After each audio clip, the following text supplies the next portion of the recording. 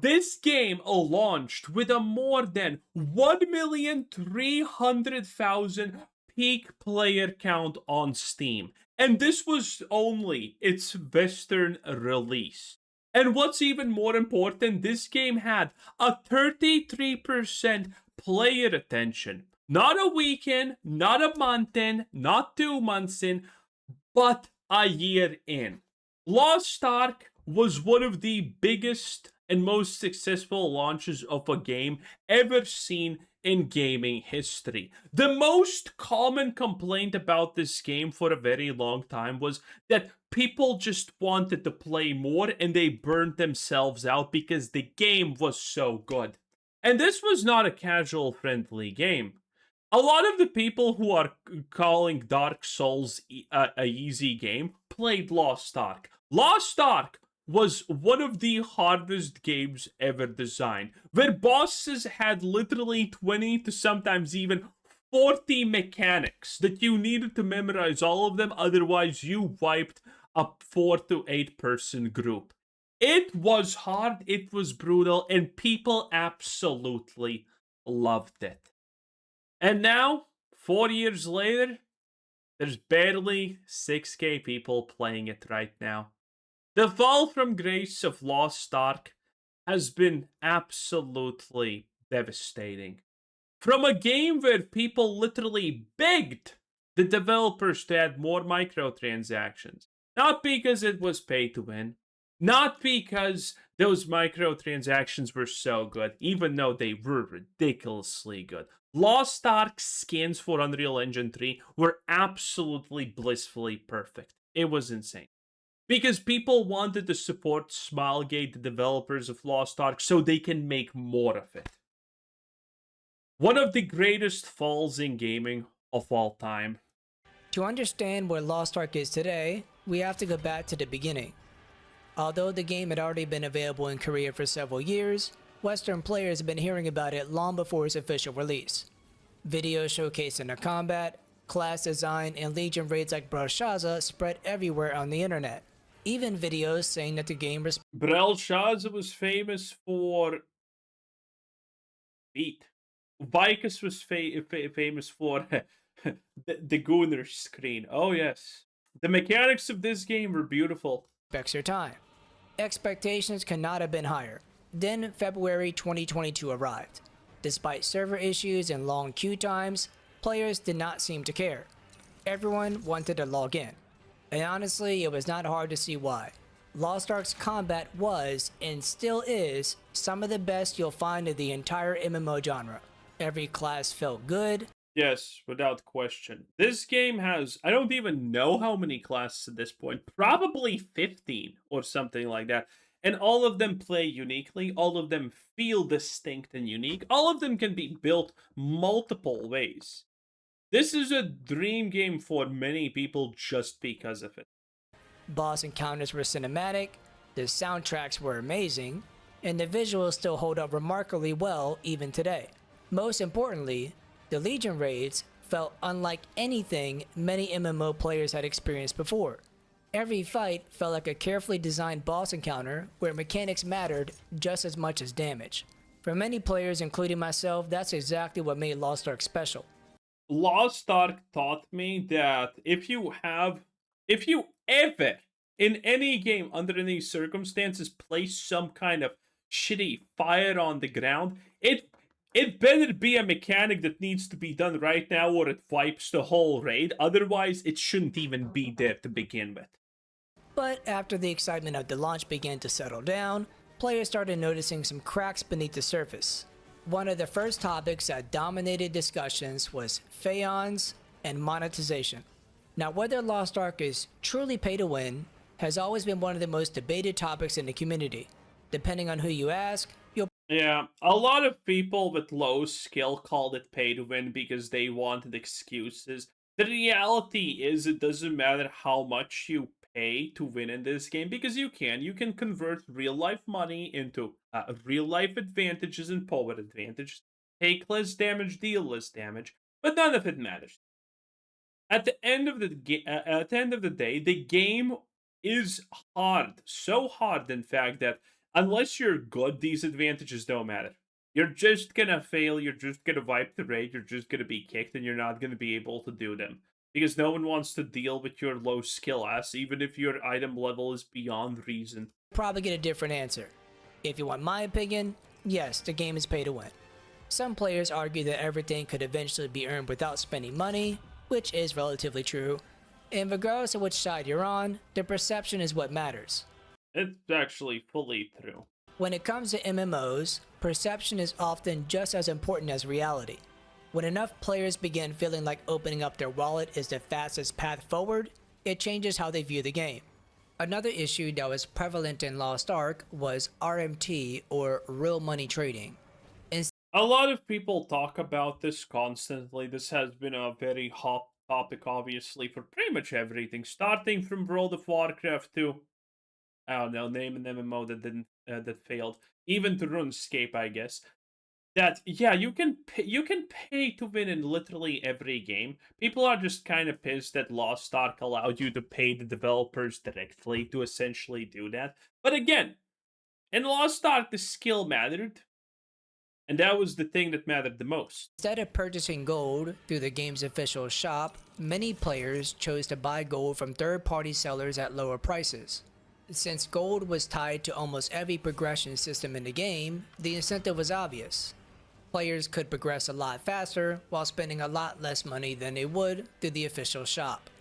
What's interesting is that the perception of this topic is different depending on where you live. For example, in Korea, buying and selling raid carries, or even engaging in certain forms of real money trading, has historically been viewed much more casually. Western MMO communities, on the other hand, generally expect those activities to be against the rules and actively enforced. Over time, the community believed that there were three possible outcomes if you RMT'd. The first was what many players jokingly refer to as a slap on the wrist. Amazon would remove the illegitimate gold, often leaving the account with a negative gold balance that had to be repaid before fully recovering, but the player could continue playing the game. The second possibility was that nothing happened at all, whether because a transaction wasn't detected or enforcement simply didn't reach every case.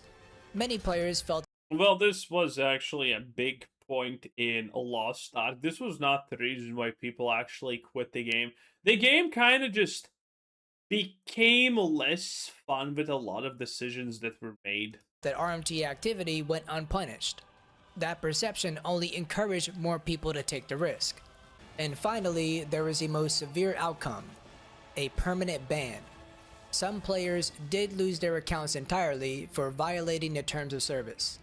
The problem wasn't just that RMT existed, because every MMO has to deal with that to a degree. The bigger issue was consistency. When players believe that enforcement is unpredictable, they begin weighing the potential rewards against the risk. For some, the chance of faster progression outweighed the possibility of punishment.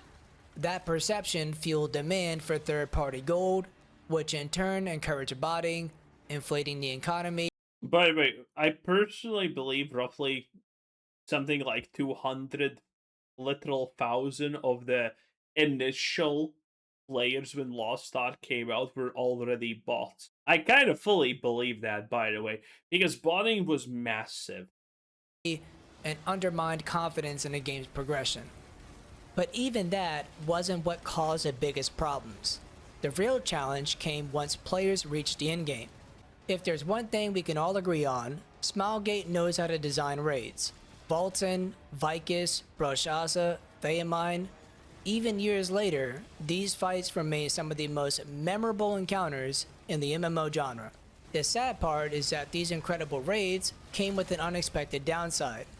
They demanded perfection.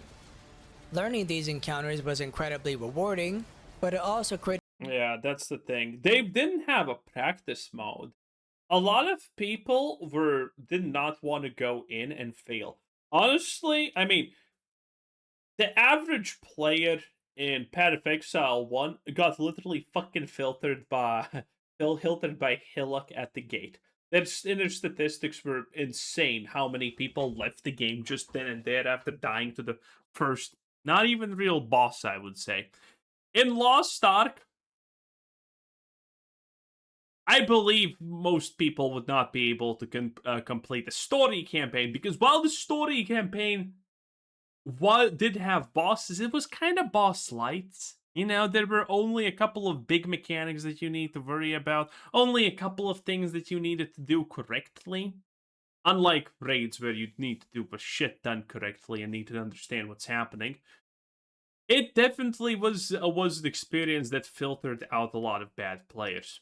And something that did not help was that the first actual raid in the game, called Argos, was, well, it was a giant stag, and people didn't like it. A lot of people didn't like it. I, for one, think Argos was actually one of the peak designs. It was the first boss in my life that actually just felt like a chaotic, anything can happen, force of nature type of thing. It was a big deal, by the way.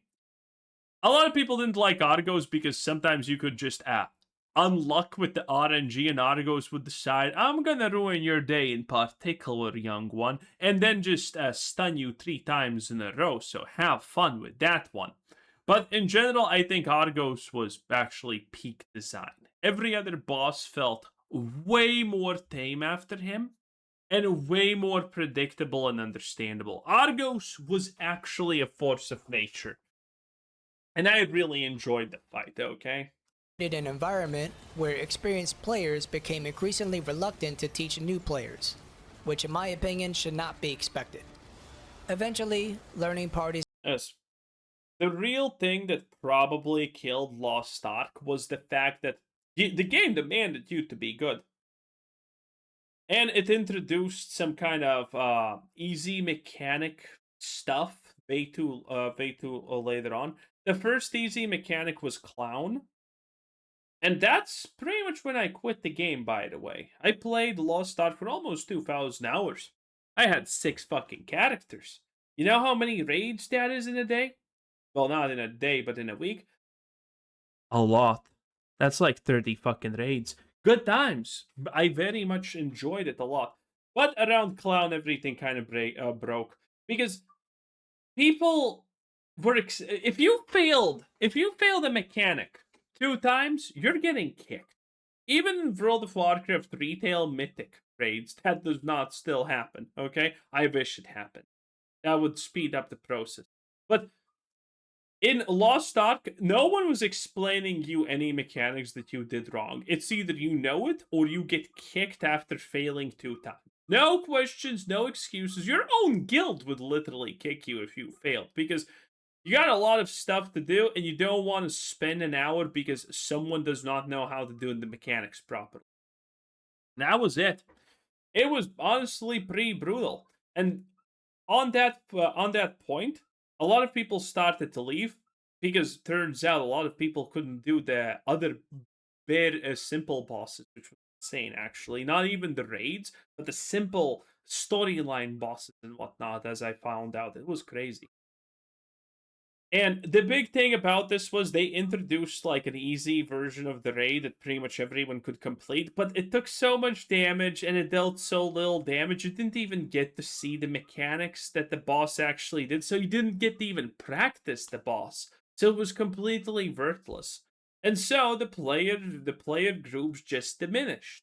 And as they diminished, the good player groups got even better and better and better and better at the game. So it got to the point where if you fuck up once, you're instantaneously kicked. Like there's not a lot of chances any longer. And that was when the game truly died. It became a little bit too much elitist. And this is why I still to this day make fun of Dark Souls players, because they don't understand what a hard game is. They have literally 20 bosses and all of them share the same 5 mechanics. You don't know anything. became harder to find, but that would be due to the decreasing population to a degree. Requirements became stricter, roster levels mattered, card sets mattered, titles mattered, experience in a raid became mandatory before you would even. Experience in the raid was the dumbest stuff, because to get in a raid you needed to have a title, and the title that you get for doing the raid was the thing you get for doing the raid like 10 times. So you just needed to join buses So you get so you just get AFK carry to do the boss 10 times. So then you can actually find groups because you didn't have the title. It was just it was a bad system, but people enforced it. So it was a kind of a double bad system, I guess. given the opportunity to gain experience, unless you were trying to prog the raid on day one of release. This wasn't because the community suddenly became toxic overnight, it happened because the systems encouraged efficiency. When every failed pull meant more time invested, players will naturally begin looking for the safest possible groups. Personally, I don't think raid difficulty was the biggest issue. However, I do think it is a big issue, just not It wasn't the big issue. The issue was you couldn't get to just practice shit. I quit not finishing Clown. I got to like stage 3 once and that was it. It was very early on. I just it was just too hard to get groups. It was just too annoying because you couldn't practice a mechanic. If there was one mechanic you were bad at and you failed it like 1 or 2 times, gone. And that was it. the biggest. I think the real problem was everything surrounding those raids. Lost Ark slowly became a game built on progression systems stacked on top of more progression systems. You have honing, cards, gems, tripods, engravings, bracelet RNG, weapon quality, elixirs, transcendence, advanced honing, arc passive, astro gems, and more. Most of these systems were not necessarily terrible by themselves. In fact, several of them added meaningful progression that was not annoying to interact with. But together, they became overwhelming. Imagine you quit Lost Ark for a year, then you come back. Instead of learning one new system, you suddenly have 5 or 6. Every guide you look up becomes 10 to 30 minutes long, every menu contains another mechanic you've never seen before. Eventually, progression stopped feeling exciting, and it started to feel like homework. Looking back, I don't think Smog The progression of gear wasn't actually bad, but the problem is the same as World of Warcraft. If you haven't played the game and you don't know the new progression systems, they're all the same. But I mean, if you have not played since I don't know, like Mists of Pandaria, you will not recognize anything, and it's a real hustle to actually learn how that shit works. Gate's biggest mistake was creating difficult content. It also wasn't monetization, and it wasn't even the individual progression systems. Their biggest mistake was waiting too long to simplify them. Year after year, players asked for older systems to be streamlined. Instead, new systems were added. Eventually, Smilegate did begin to make improvements, but by then, many players had already moved on, and lives Yeah, whatever the improvements that they made are kind of completely irrelevant at this point. service game, timing matters. Listening eventually is good. Listening before players quit, that's what you really care about. Another topic that divided the Lost Ark community for years and to this day is busing. For anyone watching that is unfamiliar with the term, busing is when experienced players carries others through difficult raids in exchange for gold. At first glance, it sounds controversial. Some players argue that it allows people to skip learning mechanics, weakens the matchmaking environment, and makes it harder to find genuine learning groups. Other True. people, including myself, see it as another player-driven service, no different than crafting, trading, or selling raid carries in other MMOs. What's interesting is that raid carries are not unique to Lost Ark. Games like World of Warcraft have had boosting communities for years. The difference is that busing became one of the most defining conversations in Lost Ark. And I think that's because it was not happening in isolation. It existed alongside difficult raids, strict gatekeeping, and progression systems that constantly demanded more gold. In that environment, busing became more than just a convenience. For some players, it became the most efficient way to earn gold. And for others, it became the only realistic way to clear content. Whether you believe busing is not that bad or a major detriment to the game, it ultimately reflects the incentives that the game itself created. One thing I do want to make clear, I don't believe the community deserves all the blame. The toxic gatekeeping did not appear out of nowhere. It evolved because the game rewarded efficiency. If every raid failure costed valuable time, players will naturally become more selective. That's just human nature. You can't blame them. Were there toxic players? Yeah, sure. That's in every game. But the systems themselves encouraged optimization above almost everything else. Ironically, today, many of the changes that we see are exactly what players were asking for years ago. Faster progression, better catch-up events, solo raids, less mandatory homework, more approachable gearing, better support for returning players. But even then, the game is not perfect. Some people also hated the fact that this is a gacha type of gear leveling up system, where if you get the materials to level up your piece of gear, it's not guaranteed you actually hit it. There's a percent chance you will fail. And the better your gear is, the more likely it is to fail. So a lot of people really hated that aspect. I personally was kind of fine with it.